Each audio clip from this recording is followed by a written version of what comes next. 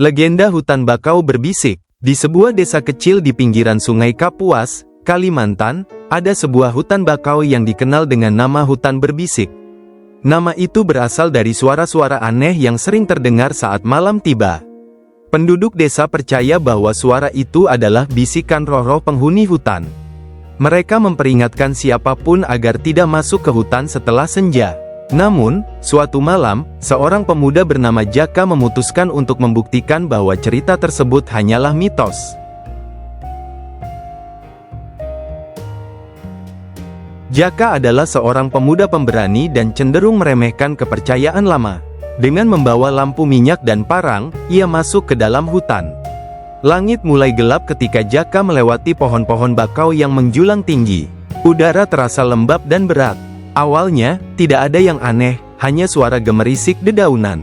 Namun, semakin jauh ia melangkah, suara itu berubah menjadi bisikan samar. "Pulang, jangan di sini." Bisikan itu terdengar seperti datang dari segala arah. Jaka berhenti dan memandang sekeliling, tetapi tidak ada siapapun. Ia menggeleng dan berkata kepada dirinya sendiri, "Cuma angin." Namun, langkah kakinya mulai terasa berat. Setiap kali ia mengangkat kaki, lumpur bakau seperti menariknya kembali ke tanah.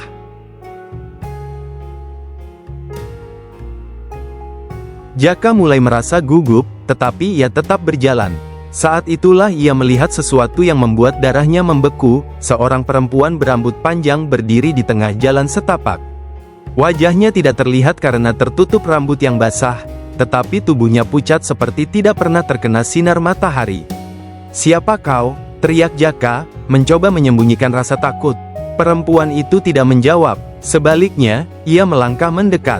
Setiap langkahnya menghasilkan suara gemercik air. Saat perempuan itu semakin dekat, Jaka menyadari bahwa tubuhnya tidak sepenuhnya utuh. Sebagian tubuhnya seperti hancur, dan dari sela-sela rambutnya, terlihat mata merah menyala.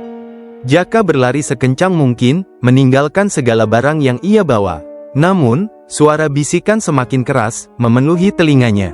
"Kau telah melanggar batas, kau akan membayar."